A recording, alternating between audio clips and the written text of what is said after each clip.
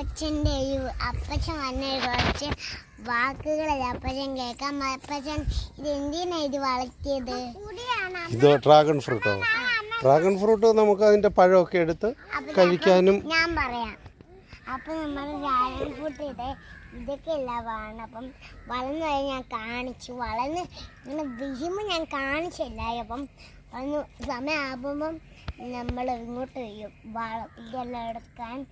അപ്പം ഞങ്ങൾ ഇവിടെ വന്നേക്കുവാണ്. അപ്പം ചോദിക്കുന്നത് എന്തിനാണ് നമ്മൾ ഇതെല്ലാം ഉണ്ടാക്കി വെച്ചത്? ഇത് നമ്മൾ ഡ്രാഗൺ ഫ്രൂട്ട് ചെയ്തിരിക്കുന്നത് ഇത് പാകി നിർത്തിയിരിക്കുക. ഇപ്പം ഇത് കഴിയുമ്പോഴത്തേക്ക് ഇത് നമ്മളെ ഓരോന്നായിട്ട് പറിച്ച് കുഴിച്ച് റീപ്ലാന്റ് ചെയ്യും. അപ്പുറത്ത് കൊണ്ടുപോയി കുഴിച്ച് വെക്കും. അതിന് കോൺക്രീറ്റ് പോസ്റ്റ് വാർത്ത് അതിലാണ് ഇതെല്ലാം കുഴിച്ച് വെക്കുന്നത്. അതാണ്ട് അവിടെ മേളി വെച്ചിട്ടുണ്ട്. മേളി വെച്ചിട്ടുണ്ട്. അവിടെ വരുമ്പോഴത്തേക്ക് കാണിച്ചു തരാം. ഇപ്പം കാണണോ? ഇപ്പം എല്ലാവർക്കും കാണിച്ചു തരാം.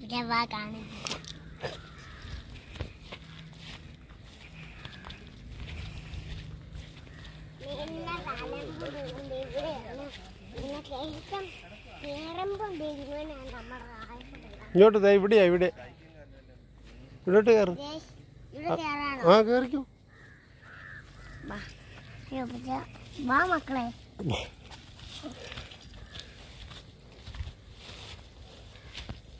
പോട്ടെ.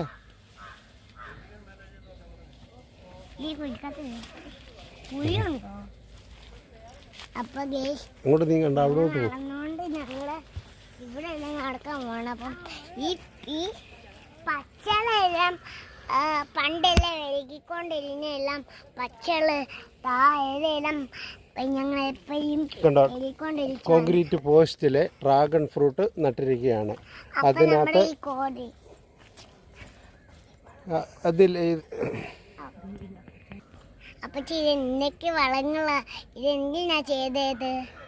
ഇത് കേരളത്തിലെ ഭൂപ്രകൃതിക്കും കാലാവസ്ഥയ്ക്കും അനുയോജ്യമായ കൃഷിയാണ്. നമ്മൾ മറ്റുള്ള കൃഷികൾ കൊടി, ജാതി ഇതൊക്കെ വെക്കുമ്പോഴത്തേക്ക് ഒത്തിരി വെള്ളം വേണം. പിന്നെ അതിന് ഒത്തിരി രോഗങ്ങൾ വരും.